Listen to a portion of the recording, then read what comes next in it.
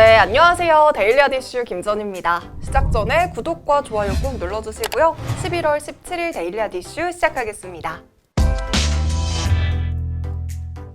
네, 먼저 국내외 크고 작은 이슈를 알아보는 오늘의 테마 스케줄입니다. 먼저 첫 번째 스케줄은 김해 신공항 검증위원회의 검증 결과 발표입니다. 신공항을 둘러싼 논란은 동남권에서 10년 넘게 이어져 오고 있었습니다.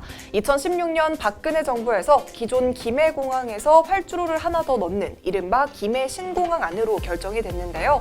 그러다가 작년 6월 이 사안이 국무총리실로 넘겨지면서 재검토가 이루어지고요. 오늘 그 결과가 발표됩니다. 검증위에서는 김해 신공항의 안전과 환경 문제와 법제처 유권 해석을 종합적으로 검토해서 최종 입장을 내놓을 것으로 알려졌습니다. 네, 이어서 2G와 3G, LTE 이동통신 주파수 가격 공개입니다. 정부는 내년에 이용기간이 끝나는 2G와 3G, LTE 이동통신 주파수를 통신 3사가 다시 쓰는데 드는 가격을 공개합니다. 통신 3사는 이용기간 5년을 기준으로 가격이 1조 6천억 원이면 충분하다고 하지만요. 정부에서는 훨씬 더 받아야 한다는 입장입니다. 네, 이어서 오늘은 신규 상장 소식이 있습니다. 바로 반도체 테스트 전문 기업인 네페스아크의 코스닥 신규 상장인데요. 확정 공모가는 26,500원에 형성이 됐는데요. 과연 상장 첫날 어떤 흐름을 보였는지 이어지는 특징지와 함께 해주세요. 네, 마지막으로 현대 HCN의 상호 변경입니다. 유선방송사 현대 HCN이 현대 퓨처넷으로 변경 상장했습니다. 투자자분들은 이 점 함께 체크해주세요. 네, 지금까지 오늘의 테마 스케줄이었습니다. 네, 오늘 코스피는 소폭 상승으로 출발하면서 장 초반에 2,545선대의 강세를 보였습니다. 오늘 양시장에서 모두 개인의 매수세가 두드러졌는데요. 자세한 장마감 지수는 화면으로 살펴보시죠.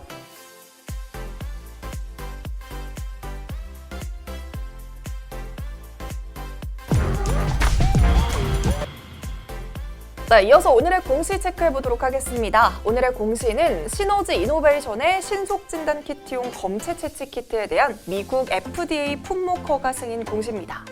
시너지 이노베이션의 키트는 타액용과 항원용인데요. 목구멍에서 면봉으로 검체를 채취하던 기존 방법 대비 바이러스의 보존과 생존율을 월등히 개선시킨 것이 특징입니다.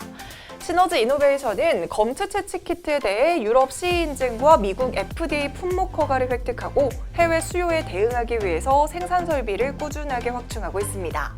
전 세계적으로 코로나 바이러스 감염증이 재확산되고 있는 가운데 타액용과 항원용 검체 채취 키트에 대한 해외 수요가 꾸준히 증가하고 있는데요. 이번 승인을 계기로 해외 시장에 대한 수출길도 본격적으로 열릴 것으로 기대되고 있습니다. 네, 이어서 오늘의 주식시장을 들썩이게 한 오늘의 특징주 살펴보겠습니다. 네, 먼저 첫 번째 특징주는 네페스아크입니다. 시스템 반도체 후공정 업체인 네페스아크가 코스닥 상장 첫날에 급등세를 보였습니다. 네페스아크는 지난해 코스닥 상장사 네페스의 반도체 사업분의 테스트 사업 부분을 물적 분할해서 설립된 업체입니다. 네페스아크는 시스템 반도체 후공정 업체로 테스트 사업을 영위하고 있는데요. 여기서 후공정이란 시스템 반도체 회로를 만드는 전 공정이 끝나면 그 웨이퍼를 넘겨받아서 마무리하는 작업을 말합니다. 네페스아크는 전력관리 반도체와 디스플레이 구동칩, 어플리케이션 프로세서 등의 테스트를 하고 있고요. 시스템 반도체 사업 성장에 따라 테스트 수요는 가파르게 증가할 것으로 전망되고 있습니다. 공모주 청약 경쟁률은 830.21대 1로 흥행에 성공했고요. 공모가 역시 희망 범위 최상단인 26,500원으로 확정이 됐습니다. 오늘 장이 시작하자마자 공모가를 상회하는 36,200원의 시가를 형성했는데요. 이후 장 초반부터 매수세가 강하게 몰리더니 장중에 28%의 고점을 찍으면서 상장 첫날 기분 좋게 빨간불을 켜면서 마감했습니다.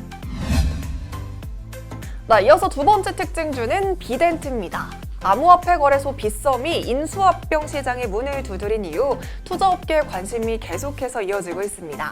빗썸은 477만 명의 회원을 보유한 국내 최대 암호화폐 거래소로 국내 거래량을 기준으로 점유율이 50% 이상을 기록하고 있기 때문인데요. 매각이 추진되고 있는 빗썸이 원매자로 중국계 동종업체인 후오비가 거론이 되고 있습니다. 후오비는 중국계 가상자산 거래소로 2013년부터 사업을 영위하고 있습니다. 국내와 더불어서 싱가포르와 일본, 홍콩, 미국 등에서 가상자산 거래소 사업을 영위하고 있습니다. 후오비가 빗썸 인수전에 뛰어든 이유는 특금법 때문으로 풀이가 되고 있는데요. 이 법에 따르면 법정화폐와 가상자산 간 교환을 기능을 제공을 하는 업체에 대해서는 실명 확인 입출금 계정을 보유해야 된다고 합니다. 즉, 가상자산 거래소가 실명 확인 입출금 계정을 발급받아야 하는 데는 갖춰야 할 요건이 필요한데요. 은행의 보수적인 성향상 이 입출금 계정을 쉽게 발급해주지 않습니다. 이에 따라 국내에서 실명 확인 입출금 계정을 보유한 가상자산 거래소 빗썸을 인수를 하면서 이 문제를 해결하려고 하는 것으로 풀이되고 있습니다. 비덴트는 빗썸 코리아 지주회사인 빗썸 홀딩스 지분 34.22%를 보유한 주주로 이번 인수 소식에 강세를 보였습니다. 네, 세 번째 특징주는 모더나 관련주입니다. 화이자 백신에 이어서 모더나에서도 이 모더나의 코로나19 백신 예방률이 94.5%라는 중간 결과를 발표했습니다.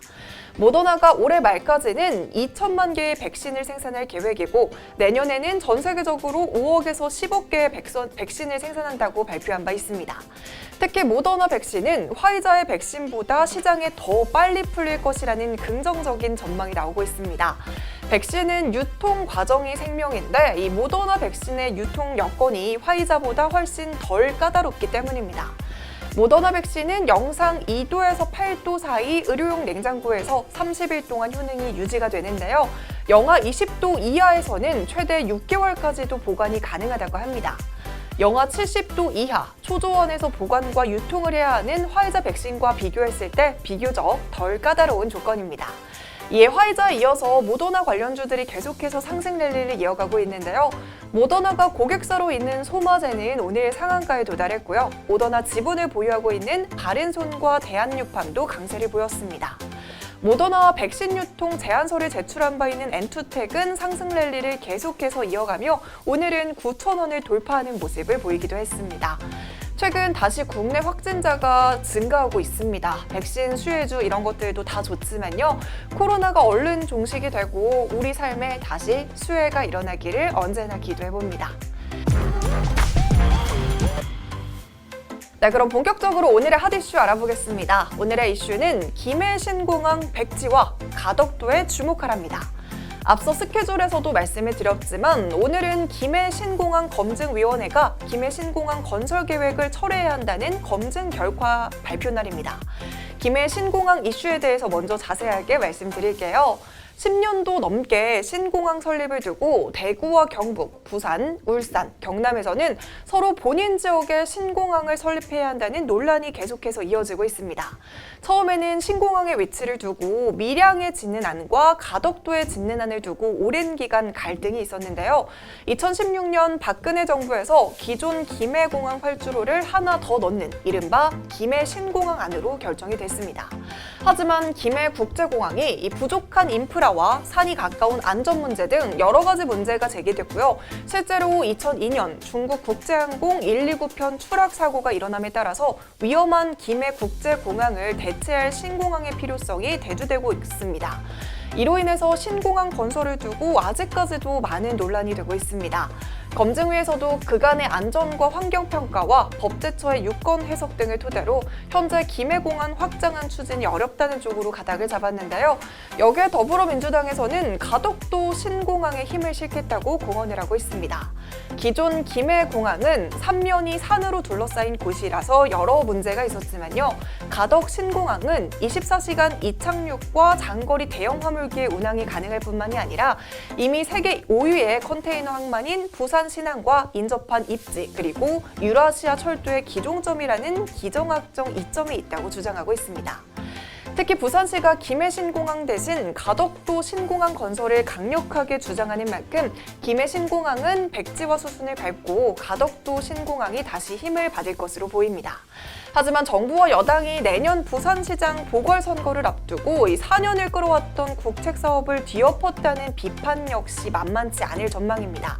하지만 오늘 이런 소식에 가덕도 관련주들이 강세를 보였는데요. 그중 영화금속은 본사인 마천산업단지가 가덕도와 가깝게 인접하고 있어서 가덕도 관련주로 분류가 되고 있습니다. 어제부터 이 기대감이 작용하면서 오늘 오름세를 보이더니 오늘은 장중에 23% 넘게 상승하면서 3,000원대를 돌파하기도 했습니다. 영화금속뿐만이 아니라 동방성기도 회사가 가덕도와 가까운 경남 창원에 위치하고 있고요. 가덕도 대장주로 분류가 되고 있습니다. 덕신하우징과 삼보산업도 가덕도와 가까운 곳에 위치해 있어서 가덕도 관련주로 분류가 되고 있는데요. 그중 삼보산업은 오늘 상한가에 도달하기도 했습니다. 3시에 최종 발표가 나오게 되는데요. 과연 결과에 따라서 주가는 또 어떻게 바뀌게 될지 계속해서 업데이트하겠습니다. 자, 오늘 제가 준비한 소식은 여기까지입니다. 이 영상들 아직 안 보셨다면 함께 시청해주시고요. 오늘도 시청해주신 모든 분들 고맙습니다.